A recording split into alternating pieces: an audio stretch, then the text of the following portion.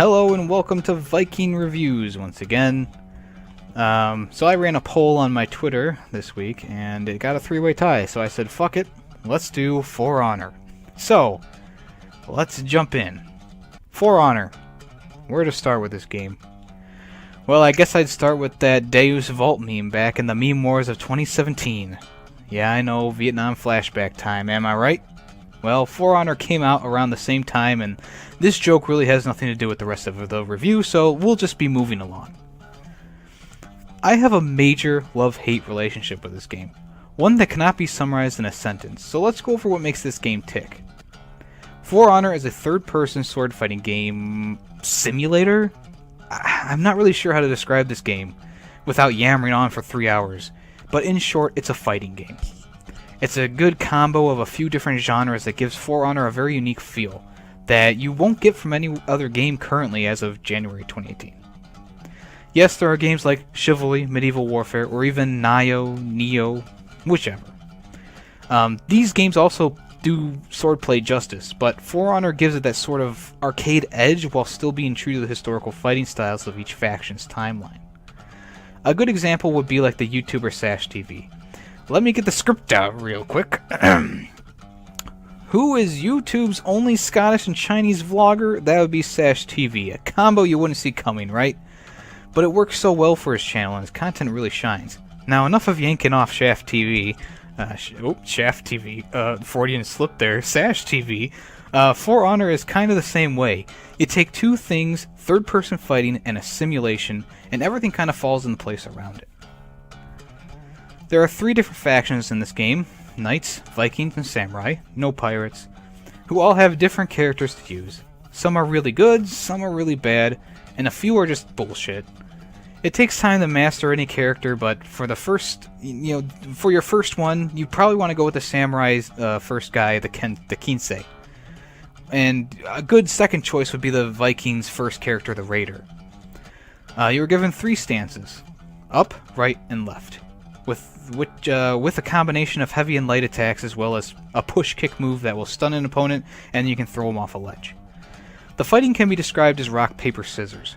You try to do one move that the enemy is not going to be able to predict so that you can get a combo going. Most combos end with an unblockable attack while others end with poison, bleed damage, or even a knockdown. Utilizing your counterattacks is also a big part of this game because it will open up the enemy to a quick strike. Mastering the controls is key to winning in this game. Even if you think you've got it down and you're still having a bad time, this might just not be the game for you. There are a few modes in this game, including 1v1, 2v2, 3v3, as well as Dominion, which was my favorite. 2 teams clash in the center of the field for major control, while also capturing 2 other areas for bonus points. The AI grunts battle in the middle, and then there's also 4 or 5 players in there that mix it up. This is where things can get frustrating, even for an experienced player, because no matter how good you are, a kick to the face and a push will end your reign of terror. I don't know how many times I've been pushed off ledges, but it's definitely more time than I've had sex. Just kidding. If you are a noob in this game, you're going to have a tough time starting up. I know I did, and I was playing this game from day one. There's no real matchmaking in this game to fit you with the players of your same skill level. So you'll be thrown into games with people who are Prestige 5 or plus, who have the best armor, who have the best weapons, and you'll just be left in the dust most of the time. This is probably why the player base has dwindled so much in the past few months. Even with free trial versions of the game bringing players in, most don't stay due to the apparent, quotation marks, unfairness of the game. The story mode is pretty laughable. You play as the 3 different factions through short campaign levels until a massive final battle. I won't say that this game wasn't fun all the time, because I did enjoy the odd level or 2, but most levels consist of bad dialogue and bad level design. My favorite levels were with the Raiders and parts of the Samurai campaign, but like I said, most of the dialogue is, well...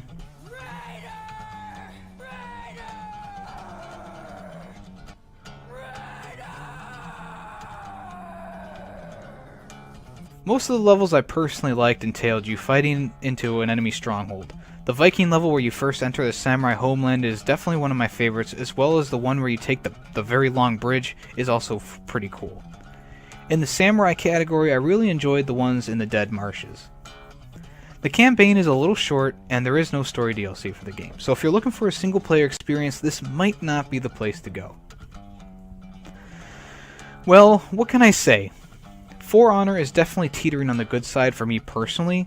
A lot of criticism comes from the servers and how laggy and unreliable they were in the beginning, and I did get that a little bit, but not as often as people claim to.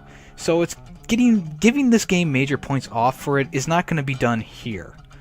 For Honor is definitely an experience you cannot get with most sword fighting games out there. Some come close, and I'm sure there may be a few that I've never heard of that are better, but this is pretty well done. The fighting styles and gameplay come together quite well, with the ice on the cake being the brutal takedowns you can do for finishing moves. A great mix of characters that are equally hard to master give this game a hard time to play at first, but after a while you can be the guy killing everyone on the field. Online may have some issues with putting you on the on an equal playing field, but overall, the multiplayer experience is a pretty good one.